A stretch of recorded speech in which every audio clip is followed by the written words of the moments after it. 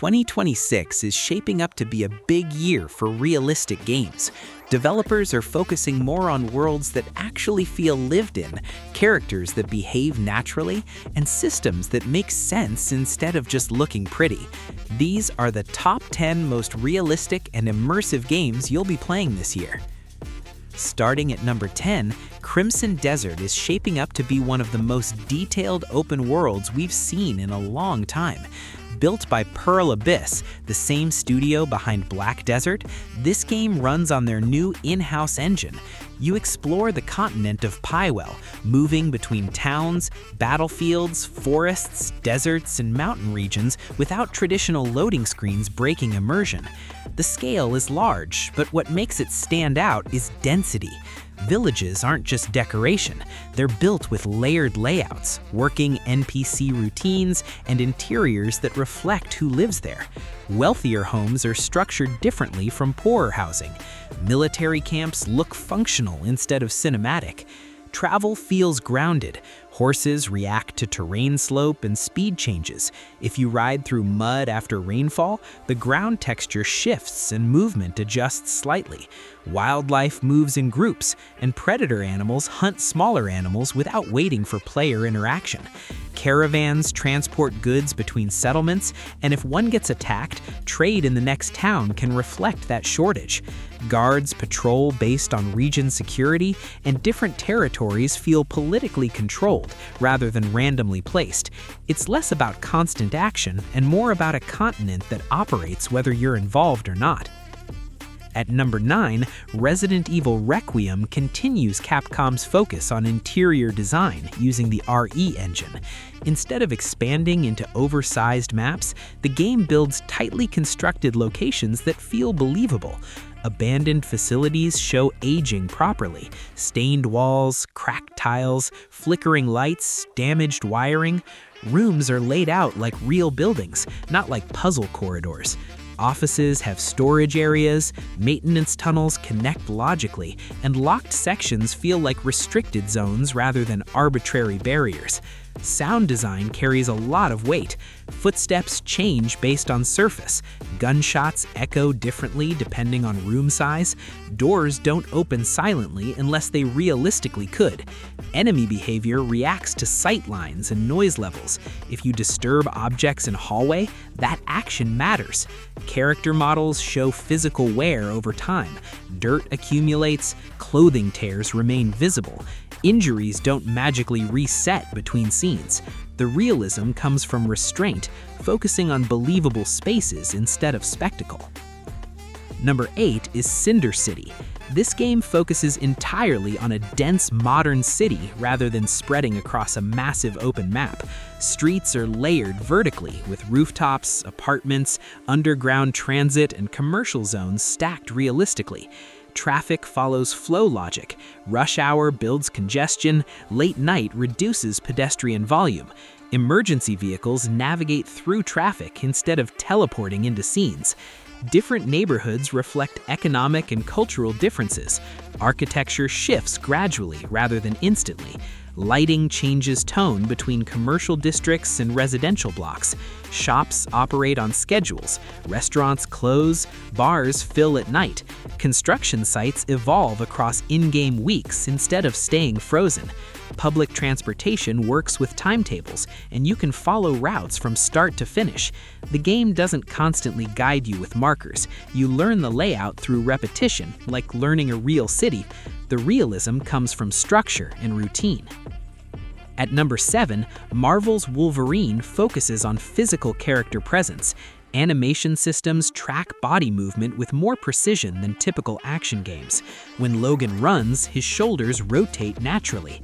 When he turns sharply, momentum carries through his stance. His healing factor is visible on the character model. Wounds close gradually instead of instantly refilling a health bar with no visual change. Environmental damage reflects contact points. Metal bends differently than wood. Concrete chips instead of exploding unrealistically. Glass shatters based on impact location. Sound design reinforces physicality. Claws scraping metal produce a different resonance than claws cutting through fabric. Breathing intensity changes after extended movement. Locations range from dense urban environments to more isolated regions, and transitions between them are seamless. The focus is making the character feel physically integrated into the world rather than floating on top of it. Number 6 is Medieval Chronicles. This game aims for historical grounding rather than fantasy exaggeration. Settlements are built around rivers, roads, and farmland logically. Houses use materials available in their region. Roof types vary based on climate. Markets aren't static. Supply and demand shifts depending on events like raids or blocked trade routes. Guards enforce laws differently depending on region governance.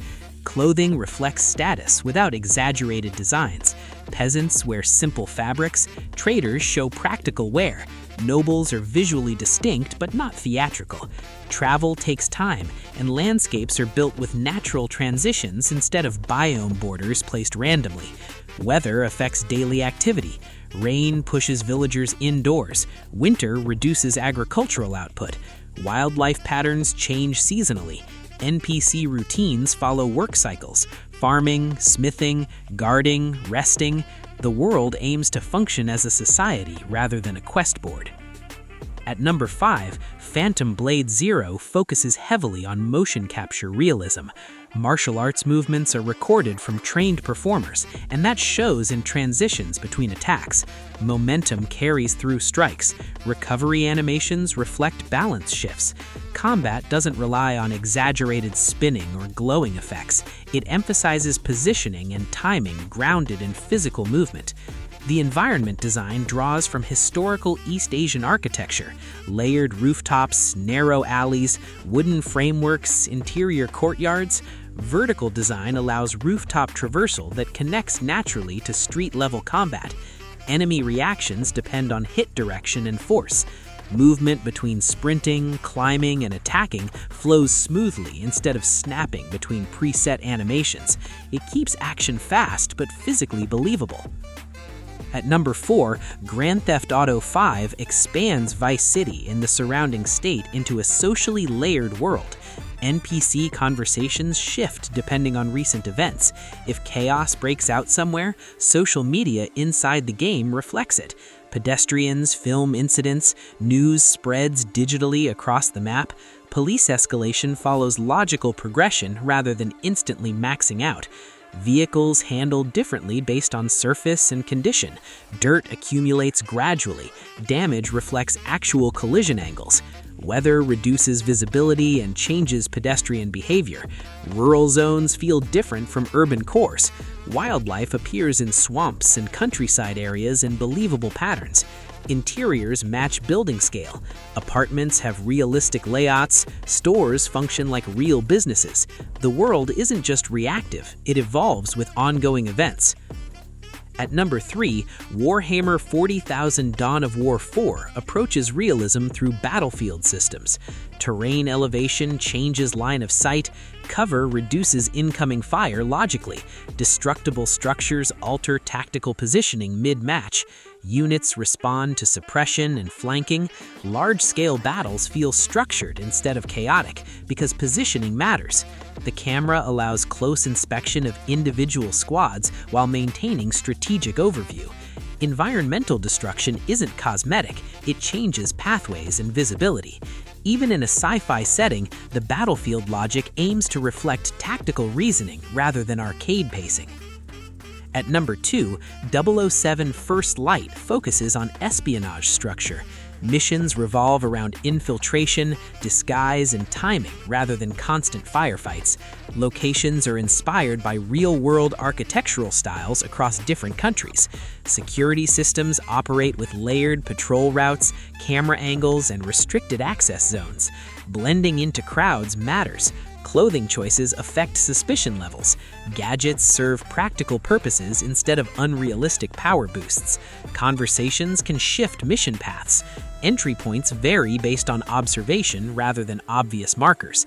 It builds tension through planning and movement instead of spectacle. And finally, at number 1, Starfield 2 Legacy of Orion expands planetary exploration with deeper systemic connections. Planets differ in gravity, atmosphere, wildlife behavior, and settlement density. Factions control territory and react to player alliances. Trade routes shift depending on political outcomes. Cities have district functions, industrial, residential, commercial, instead of random placement. Environmental hazards require preparation. Temperature and atmospheric conditions influence exploration approach. Wildlife acts within ecosystem patterns rather than spawning randomly. The sequel aims to connect planetary systems into a structured galaxy where actions in one system influence another. It builds on simulation depth instead of just increasing map size. Those are the top 10 most realistic and immersive games coming in 2026. Each one focuses on authenticity through world design, AI behavior, environmental systems, or grounded animation work.